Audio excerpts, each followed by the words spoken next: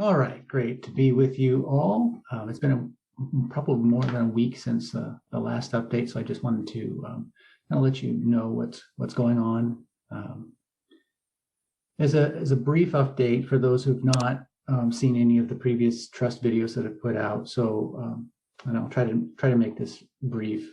About 3 years ago, I was diagnosed with rheumatoid arthritis in my neck that was, I guess, causing deformation in the bones and maybe grown bone spurs or something like that were growing into the nerves and cutting the nerves. And so at that time, I couldn't move my left arm, and my right arm same thing was beginning to happen with my right arm. It was quite painful. And I was diagnosed by two different doctors. One was this nerve being cut off, and the other was extensive myofascial damage to the neck, shoulders, and upper back. And this is a result of probably several things. One is, I actually didn't remember this until fairly recently. When I was 2 or 3 years old, it's one of my earliest memories. I was in a trailer. My father was driving a lawnmower and racing around for the kids' enjoyment. And I was in the trailer and it flipped over and I landed on my head with the weight of the trailer on me. And he never sent me to the doctor or anybody, and he kept it secret from the family. He didn't want to be scolded, so it was never addressed. And I actually remembered it recently by looking through some old pictures, and I saw an elementary school picture of myself with my shoulder. It's like, it's like there was a distortion there, and then I could remember what had happened.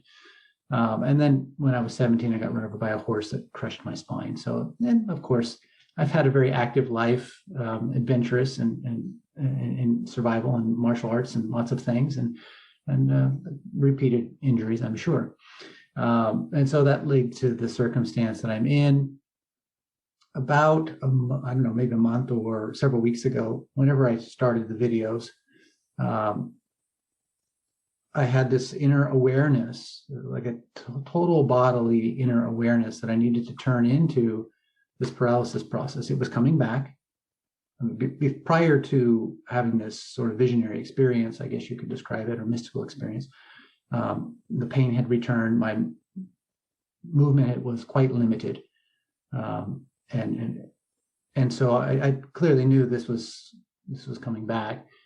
The issue with potential paralysis was coming back. So, of course, I contacted my doctor to set up an MRI. I just had the second MRI to my thoracic spine done yesterday. The one to my neck was done, I think, maybe a week before then. Results have not come back to me yet, so I don't know what they are. In any case, I had this series of sort of, every day I'd have a visionary sort of kind of experience or mystical experience of just total knowingness in the body that I needed to turn into this paralysis. Instead of trying to fight it, instead of trying to deny it or try to heal it, I just needed to turn into it, fully open my heart to it, fully say yes to it, just fully be with it and fully accept it, which is actually quite difficult to do if you think about it, because you're going to have the thought in the back of your mind, if I turn into this, that's going to make it happen even more, right? But that thought was so small. In my case, it's just the body felt that's right to do, and I've practiced bodily awareness and following what the body does for years and years. And so that's just what's happening.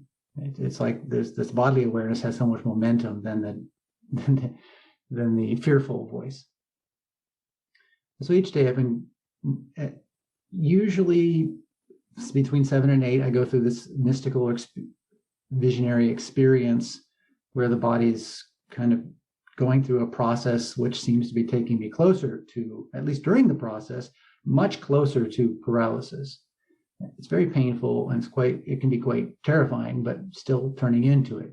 The interesting thing is the next day, I always feel so much better. I'm not even the next day, even during the process, when it's done, it's like my body has realigned, things have changed, and I get healthier and healthier and have more and more energy. So the opposite seems to be happening from what you would sort of imagine would happen. And so that takes us to somewhere around last week. I had an experience where for lack of a better description, I became aware of a full bodily awareness of the myofascia. Myofascia is it's distributed throughout your bodies from it connects to bones, it connects to organs, the muscles. It's kind of the thing that holds everything together. And it's also something that transfers information. I can clearly see it's an information machine, and it information transfer thing. And it is in that, through that myofascia, I could connect to the areas in my body consciously, and communicate and kind of get a sense of what was going on and what the fear was that was potentially, I don't know if it was fear that was causing the issue. I don't know if fear caused the horse to run over me. I don't want to think, I'm not trying to create some kind of ontology or some kind of idea of mind over matter or any of that. I'm not creating a theory here or a hypothesis or believing anything. I'm just describing you what the experience was that happened rather naturally. And so I could see that there was, of course, in the in the fascia, built up trauma from the past or fears and things like that. As I explored those and looked into those more and more, it opened up into this global experience of the fear, the trauma, the built up, I mean, I guess on the Eastern term, you might call it karma in Eastern terminology, but just the undigested psychic debt of individuals and the globe, mass human consciousness. And so since that time, I made a video about that last week. If you haven't seen it, you might look into it. But since that time, it's been this every day going into this kind of global awareness of the psychic debt, for lack of a better description. And I don't mean psychic debt in the sense of like a psychic power or something. I mean like of the psyche, right? Like psychology of the psyche. I don't mean anything particularly mystical by it, although it may include something mystical. I mean, that's not my intention to think in terms of like a psychic description, like a person who's a psychic medium or channel. I'm using the term more specifically just to generalize psyche and the mass psyche of humanity. And so yesterday, I don't remember what time it was. I guess it would be somewhere around noon. I had a similar experience. Only the realization was that I'm going to describe this as I saw it in the visionary state. I'm not describing it as a truth. I'm just describing the awarenesses that I saw in a mystical state, I guess you could say, or a highly meditated, very aware state. And so make of it what you will. I saw that I have had every disease, or I've had every disease. I've died of every possible way of dying. I'm closing my eyes here to just make it as vivid as possible in my mind and try and get the words as correct as possible. I've lived every possible way of living. I've died every possible way of dying. I've experienced the most beautiful things possible and the most horrific things possible. I've seen everyone that I've ever loved die and suffer and enjoy and in every possible experience. And I've turned into even their deaths and had to see in full detail the horror of it. And I realized I can see it. That I have the capacity to see all potential outcomes. That all of it is within the human capacity to see. But that if you ask yourself, you might fear seeing many things. You might see something that traumatizes you for the rest of your life. The reason you're traumatized by it is because you don't believe you can handle seeing it. That seeing it and being unperturbed by it says something bad about you. The reality is, in the moment of your death, if you're open to it, you can completely open your heart to death and not be perturbed by it. Maybe even feel joyous about it. That's a potential. Even within pain, this is possible. But if there's a doubt about that, and there will be doubt about that, because the fear we're talking about isn't just psychological fear. This is an embodied fear, the nervous system, the myofascia. You have to go deeper than just what you think to get to what I'm talking about. This isn't philosophy. This isn't ideology. But when one realizes one has the capacity to see all, and does actually, and has always seen all, but that information is veiled from the conscious awareness or your daily window of perception, something opens up. Something very, very important opens up. And I don't want to, again, I'm not going to project as to what the outcome of this will be, because that's none of my business. From the perspective of that mystical experience, I'm 100% turning into paralysis and every other disease, every other possible way that life could end, or that one could suffer. And in the turning in, it's as if there's this purification going on in the body. And at some point, those things no longer feel impactful to me. I'm describing the feeling. I'm not describing an outcome. And I'm not describing a belief either. I'm just describing a feeling, as if my body is completely clear, completely pure in a sense. And the feeling as a result of doing this is as if my body is almost an immeasurable star pointing to infinity. I'm going to describe this in almost poetic terms, because I don't have a clear way of describing what I'm going to describe. And I'm going to open this up to questions here soon, and you can, ask me hard questions as you want. I appreciate that. It's as if my body is the continuum between, again, this is poetic talk, but between heaven and earth.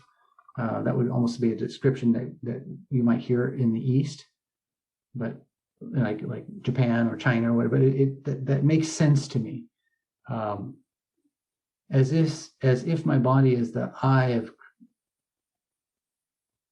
of the totality, something like that. And I think with that, I'll open it up to any questions that anybody might have. If you could just type into the chat if you have a question, just type your question into the chat. Joe asked if I mean collective consciousness. I don't know if I actually mean collective consciousness. I'm just describing the experience that I had, that a collective consciousness might be a good description for it. But as I've never read, I think that term comes from Carl Jung, and I've not read his description of what he means by collective consciousness. I can't be sure that it's the same thing, but I'm describing the experience, maybe something else entirely. I don't know. Can I ask a question? As long as you're the camera is now on you. You're on camera. Go ahead. Okay. I'm just trying to understand this. See, in almost all of your teaching, the major factor that you stress is, as I understand it, be neutral to the external circumstances, so that there is zero resistance as much as you can. That's how I understand. Yes. So, if, for example, we are doing something, or if I'm doing something that by which I've got into some sort of a negative karmic pattern that's misaligned to my divinity, and I suppose I'm facing the consequences of my negative karma, then wouldn't it be more logical to stop doing that same pattern again, and thereby stop the consequences from happening to me, rather than continue to accept them the way they are, and then there's only acceptance and no correction. So how is it? My understanding is somewhere flawed, or I don't get this very clearly in my mind. Yes, and so it's actually beautiful that you described your interaction with karma as doing. There's an action that you're doing that's causing some outcome that you don't want. correct, or that maybe nobody wants, possibly. I mean, we can do things that could be harmful to not just ourselves, but to others. And typically, much of what we do is that way. Oftentimes we just don't see in what way it is that way. But the key point in your question was the doing. And what I'm suggesting is the doing is actually something that's like if you were to rank order from the base foundation of cause to the expression to the consequences. The expression, the doing, or even talking, but the doing was any action. The expression is actually many steps above or removed from the original cause of why you're expressing. So for example, if you've not dealt with the cause of why you're expressing the way you're expressing, it's disharmonious. Even if you try to stop it, even if you change that activity, the disharmony, underlying disharmony is still there. And it must express. It has no choice. That's its nature. Consciousness, the nature of consciousness is to express. And so it's going to express, maybe it'll express in that way, even though you don't want it to, depending on how powerful it is. Many people who suffer from drug addiction or other types of super compulsive behaviors, even if they, with all their being, try to stop it, they can't. Now, those of us who have never experienced that maybe can't relate and can't even believe that these compulsions can be that strong. If you believe that way, I highly recommend you visit people that experience that and watch their lives, because it will tell you something about yourself. Don't hold those people at a distance. See their suffering and see how it isn't so easy. Now, some of us, maybe we can stop a certain behavior, but it's going to, the disharmony is going to express in some other way. So maybe you might stop a certain addiction. Some other new addiction pops up. Some other disharmonious expression pops up, which may in the long run be even more disharmonious than the original. So what the teaching is here is to get down to the very core, or the causal energy. And when we get that, quite naturally, the expression it changes, as well as reduction of the original disharmony. And I'm not suggesting we necessarily reduce it by trying to get rid of it. Like, at least what I'm doing right now is I'm actually just witnessing it and trusting and turning into, and even saying, okay, if I have to die, I'm turning into death to experience. I'm not recommending you do this. I'm just telling you what I'm doing right now, or what's happening more accurately in my body. I don't think this is something that my body could have, or I would have been able to go through even just 5 years ago, prior to writing The Unbound Soul. The degree of trust is embodied. It's not just a thought. And mostly what people mean by trust is something very different than what I'm talking about. So before I go on, I don't want to mispronounce your name, so please correct me if I'm wrong. It's Preeti? Which is a pretty name, by the way. Pardon the joke. Did I answer your question?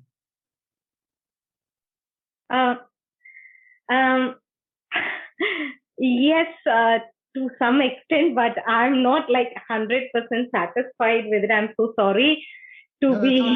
Right. I want you to be 100% satisfied, if at all possible. So let's see if we can refine the question, or maybe you can, come at it a little bit different angle, if at all possible.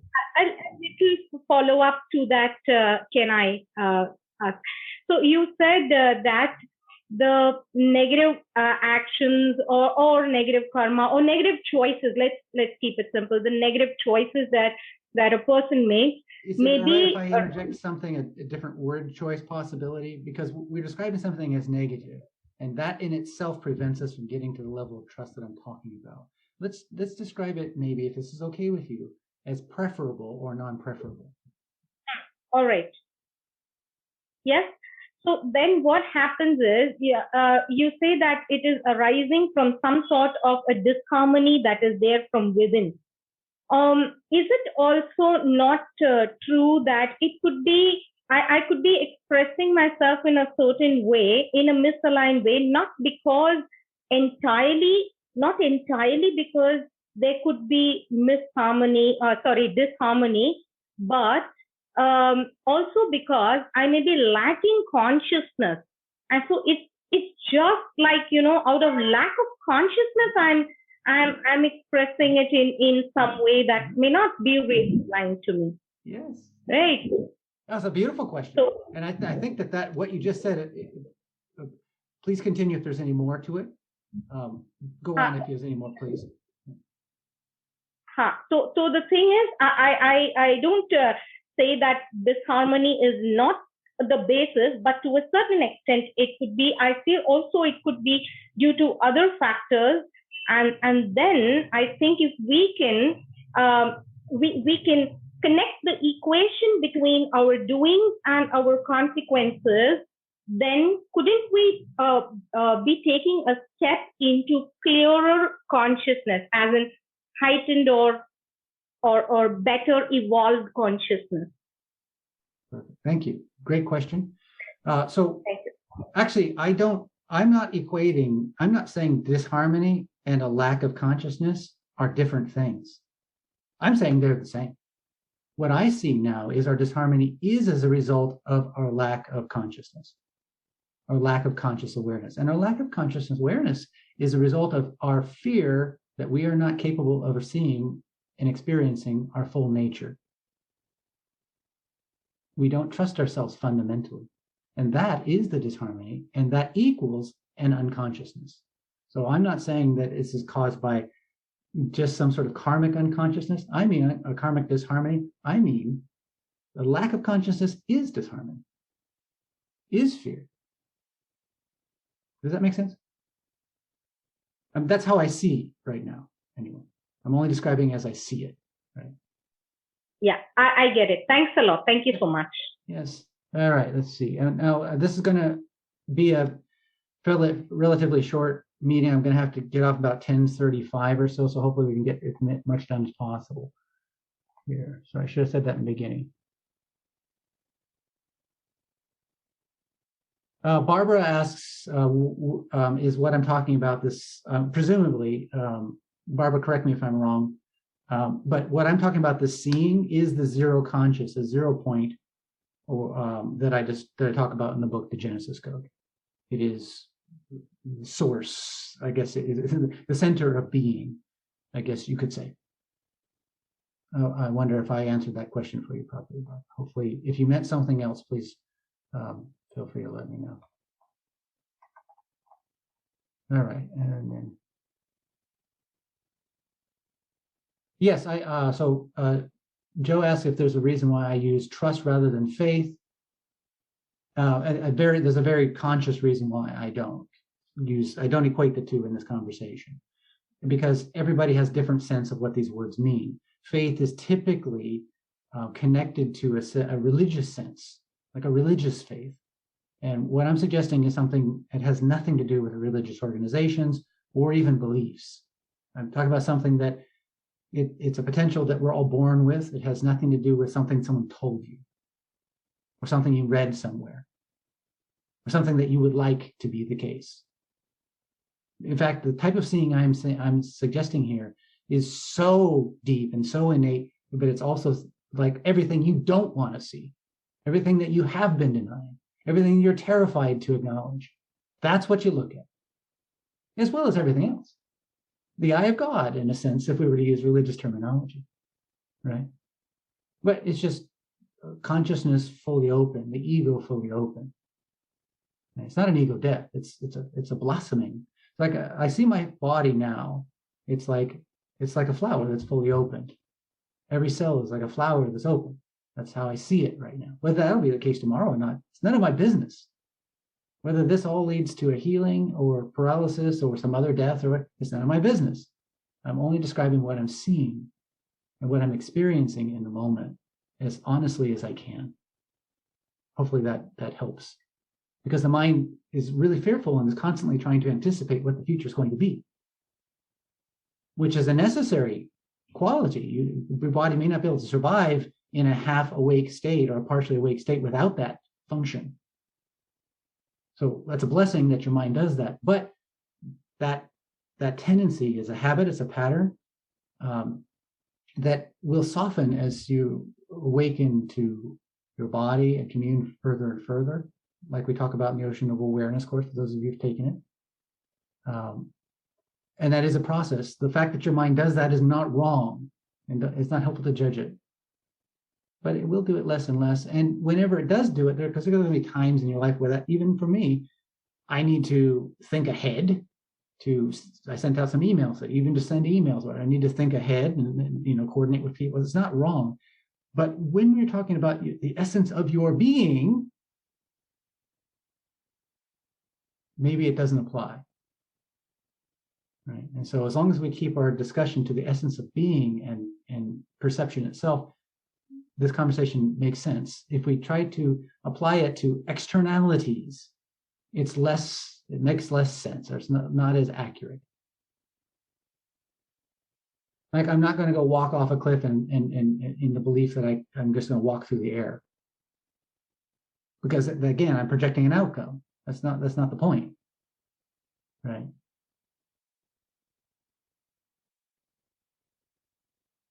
So Bernadette asked, is it correct to assume that the patterns of the nervous system are derived from the energies and personalities of the individual? Therefore, the root of the continuous disharmony is the aforementioned energies. In a sense, yes, but I mean, it's sort of a low resolution view of it. Your personality, you didn't create it. I mean, as an individual, you didn't create it.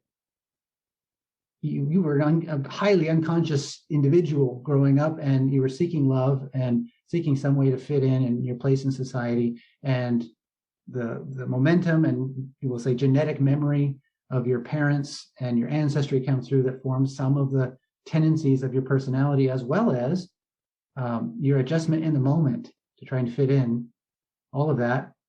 But the equation is constantly dealing with self-worth. Everything is about self-worth and self-doubt. When you're a little child, of course, you're not going to be aware of that.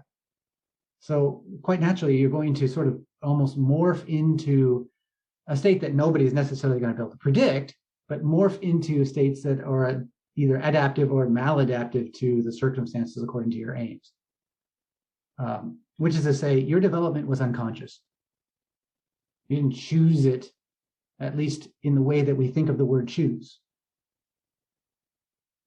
And so in a sense, your life up to this moment is the momentum of the universe. And could it be said that there's any choice if you're only partially seeing reality? Because you have no idea the influences that may be affecting your quote unquote choice if you don't see them. It might seem like a choice, but it's not. So we're going to remove the like moral judgment from this equation and just practice seeing more and more. Practice being more and more, and trusting your innate being and your body more and more. That's the practice. It's something that's the invitation. I'm not saying, for people that don't feel ready to do that, I wouldn't suggest it at all. Do whatever you want to do, right? But for those who feel like, oh, there's something to this, you might start exploring.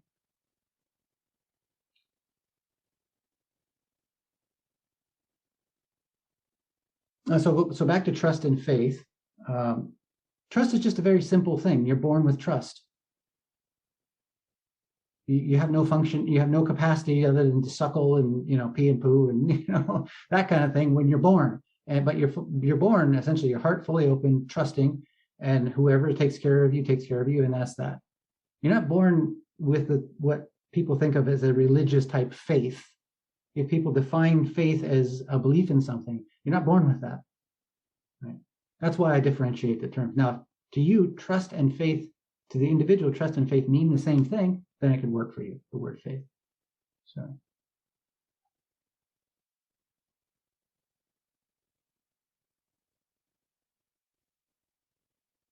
Eva asks, could it be that we are taking all the suffering of humanity on your shoulders, that you are ready to see everything that we are not ready to see and we are afraid to see? It could be. It could be. Again, I'm only describing the experience of it, and the experience sounds like that. Whether it's actually the case, I don't know, but that's the experience of it, and it's done without judgment. The experience is gone through without judgment. It's gone through with fear, for sure, but turning right through that fear right into the diseases and the suffering and the psychic debt.